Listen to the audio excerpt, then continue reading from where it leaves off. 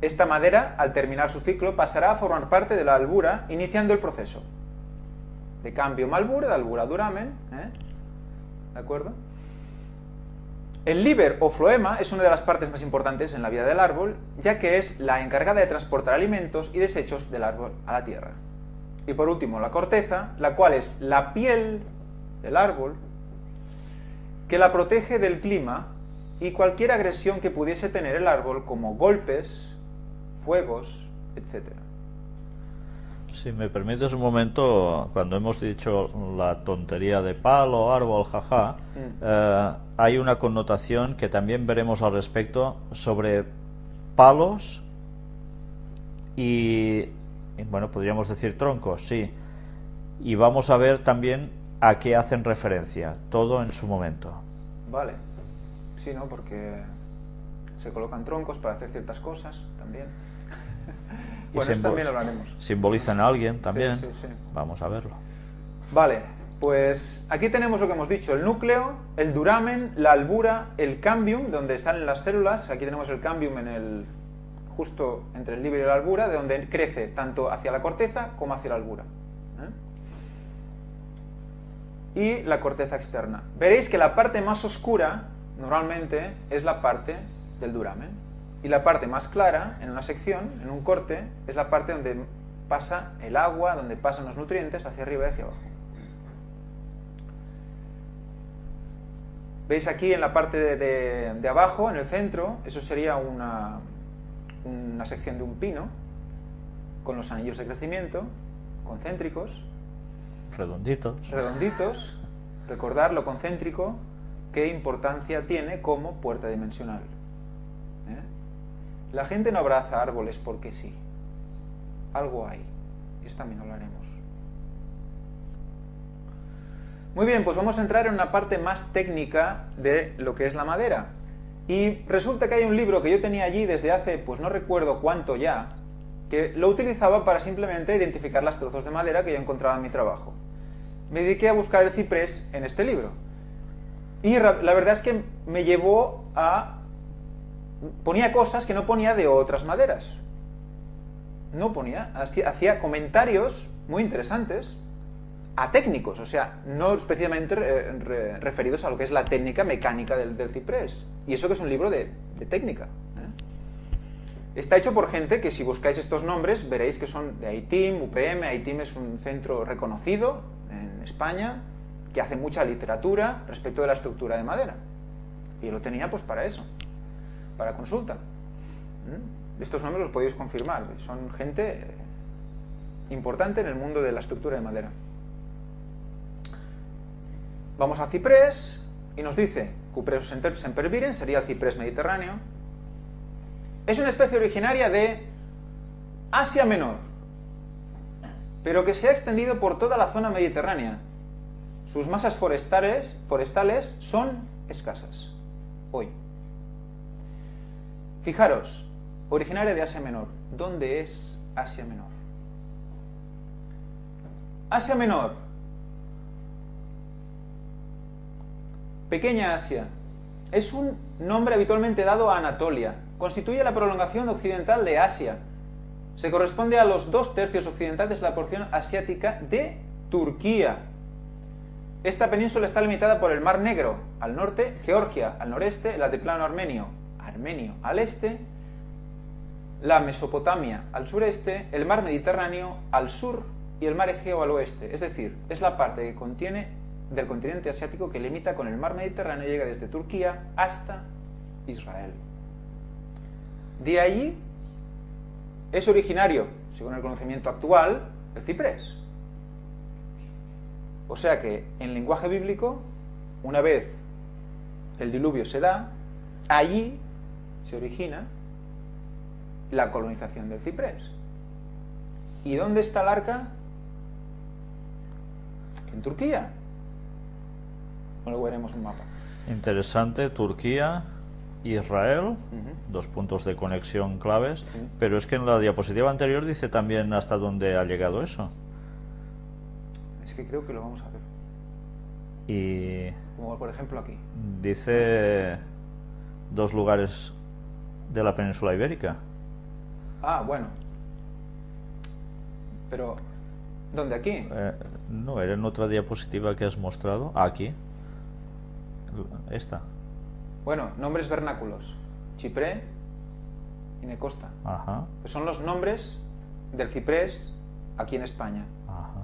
¿Vale? Es como en catalán Chipré, en vasco Necosta. Necosta, vale. ¿Vale? Que además veremos que los bosques más bonitos de cipreses están en el País Vasco. Bosques naturales, ¿eh? Bueno, pues vamos a ir siguiendo con el tema. Asia Menor. Si miramos más abajo, voy a leerlos todo lo que pone en la parte de abajo. Los cipreses de la Catedral de Sigüenza. Bueno, esto es la web donde lo hemos sacado, pero verás, etimológicamente las palabras cupresus o ciprés vienen de la cultura griega, atribuyéndose a los términos Kipros, isla de Chipre. Fijaros en Chipre porque al final va a ser un dato increíble Chipre. O Kiparisos, joven pastor amado de Apolo, al que éste convirtió en ciprés, no pudiendo consolarlo de haber dado muerte a su ciervo predilecto. Fijaros como también vemos como ya la mitología empieza a coger el ciprés como relacionado con los dioses. Eso lo veremos más adelante, ¿eh? Pero bueno, os doy una pincelada. El género Cupressus se encuentra en el Jurásico Medio, o sea, antediluviano probablemente, en el Sinaí. En el Sinaí ya teníamos cipreses. En el Paleoceno y Eoceno en Inglaterra. Fijaros los puntos, ¿eh? Estamos... Oligoceno en Centro Europa. Mioceno y Plioceno en Europa y norte de África. ¿Eh? Estamos en esta zona, ¿vale? Pero resulta, luego veremos más adelante, que no es solo aquí. El ciprés es propio de las montañas semiáridas del este y sur de la región mediterránea. Propio del este y sur del Mediterráneo. Norte de Irán.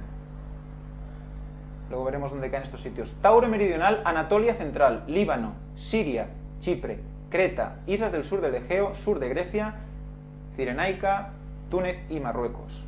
Actualmente el ciprés abunda en todos los países circunmediterráneos, introducido con fines principalmente ornamentales, ¿eh? Típico ciprés de los cementerios. Hace gracia porque, claro, en catalán, Chipre ya denota mucho el lugar de Chipre, ¿no? Sí. Un habitante, ¿cómo lo diríamos? Un habitante de Chipre Chipriota, en catalán. No sé en catalán cómo es chipriota. Pero ya enseguida denotamos que vamos a esto, ¿eh? Sí. Es muy clara, es que el nombre, la palabra. Sí. Es muy interesante. Y aquí veis lo que es Asia Menor, lo que se consideraba Asia Menor, como coge Canaán, lo veis más abajo, y Egipto. Porque no puede ser uno sin el otro, ¿eh? Muy bien, seguimos con los nombres. Vemos los nombres que puede tener ciprés, nombres comerciales. Ciprés, ciprés común, cypress, common cypress, Italian cypress, funeral cypress, Mediterranean cypress, ciprés común, en francés no sé cómo es, Chipre piramidal, cipreso comune, arcipreso, arcipreste, fijaros en arcipreste, cipreso, sempreverde, portugueiro, cipreste, y alemán, Gemeine, Cipreise, Eite Cipreise y lo que sea. Fijaros en la nota de abajo. Dice, el origen de la palabra ciprés proviene de la isla griega Kipros. Esto lo pone en un libro de técnica de madera, ¿eh? Un libro aburridísimo de técnica de madera. Bueno, a mí me gusta, ¿no? Es muy interesante, pero quiero decir que solo hay números de cuándo la madera, cuando se rompe, cuando aprietas y tal, y cuando se lija, qué le pasa, y cuando las unes. Allí, esto, ¿eh? ¿Y por qué del ciprés y no de otras? Porque estuve buscando del cedro, del pino, de otras que también salen en la Biblia, para ver si realmente de ellas también hacía algo. Y no, solo de esta. Es que el escritor no sabía que esto lo escribió para ti en estos momentos. Ahí. Y que a su vez probablemente procede de la voz semítica copper, que significa resina. Aquí empezamos a ligar algo, vemos como también aquel... bueno, eso lo dejo para luego, porque si no... Significa resina. Quedaros con este concepto también, la resina del árbol. Muy bien, esto está sacado de árboles y arbustos de España peninsular. Ellos lo cogieron de aquí. ¿Y de la Biblia qué vamos a ver? vamos a ver que en la Biblia también nos habla de algunos de cipreses. No he puesto todas las citas, solo algunas que nos hacen connotación a cipreses para construcción, por ejemplo, de barcos, ¿no? En Ezequiel hay palabras para Tiro de Dios a través del profeta Ezequiel, refiriéndose al esplendoroso de sus barcos. Dice 27.5: de cipreses del monte Senir fabricaron todo su maderaje, tomaron cedros del Líbano para hacerse los mástiles. 27.6: tus remos los hicieron con robles de Basán, tu cubierta la hicieron de cipreses traídos de las costas de Chipre e incrustados de marfil. O sea que ya se tenía el concepto de que los mejores cipreses eran de Chipre y del monte de Senir. Ahora veremos dónde cae.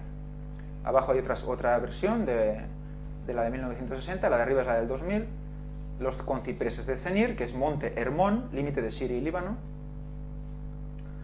Construyeron sus cipreses, ahí sus paredes. Tomaron un cedro del Líbano para hacer un mástil sobre sí. Bueno, y luego abajo, los cipreses de las costas de Kitim, que es Chipre, en la Biblia. Aquí vemos las dos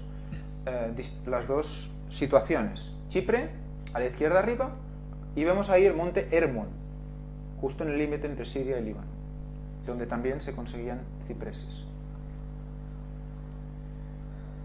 Aquí vemos otra definición del hábitat, y la he puesto también porque, aparte de los sitios que ya mencionaba anteriormente, nos habla de Jordania y nos habla también, un poco más abajo, que ahora se cultiva y crece tranquilamente en California, en Australia, en Sudáfrica, en Nueva Zelanda.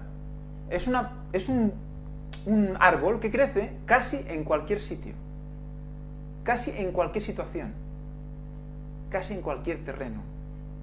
Luego veremos en qué límites llega esto. Bueno, pues aquí tenéis la distribución de los puntos que hemos hablado ahora, puestos en un mapa. Vemos el mar Egeo, vemos la zona de Israel y Palestina, la zona del Sinaí, que le he puesto en lila porque esto representaba a saber cuánto tiempo hacia atrás. Y a la derecha un lugar muy interesante, que es el norte de Irán, donde también ha dicho que tendríamos cipreses, y que coincide con un sitio muy interesante también, que veremos más adelante. Muy bien. Vamos a volver a la creación, porque para seguir con la biotecnología del ciprés vamos a meternos un poco otra vez en la creación y entender un poco más por qué es tan importante la geografía de dónde vino este ciprés. En Génesis 1.9, dijo también Dios: júntense las aguas que están debajo de los cielos en un lugar y descúbrase lo seco. Y fue así, y llamó Dios a lo seco tierra, y a la reunión de las aguas llamó mares. Estuvieron las aguas y se descubrió lo seco, en medio de las aguas. Por lo tanto, tenemos que ver una tierra unida en medio del agua. Estos ignoran voluntariamente que desde los tiempos antiguos existían por la palabra de Dios los cielos y también la tierra, surgida del agua y asentada en medio de las aguas.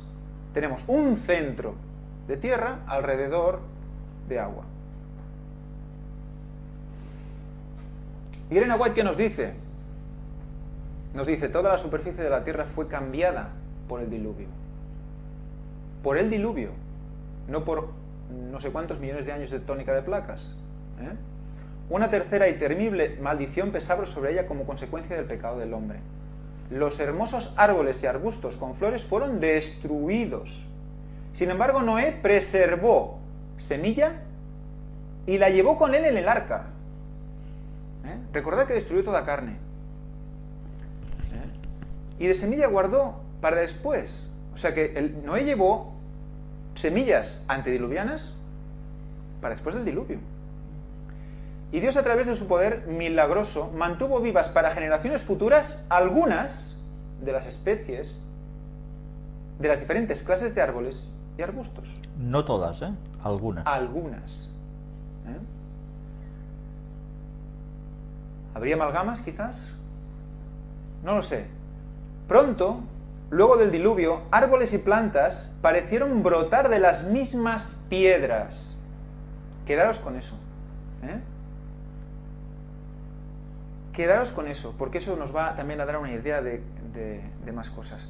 Por la providencia de Dios, semillas fueron esparcidas y llevadas a las grietas de las rocas, y allí se escondieron en forma segura para el uso futuro del hombre. Para el uso futuro del hombre. O sea que Dios mete semillas en las rocas que superan el diluvio. El movimiento de la tierra, etc. Y cuando baja las aguas, vuelve a germinar lo que había antes, pero, eso sí, con condiciones totalmente diferentes. Interesante las grietas de las rocas.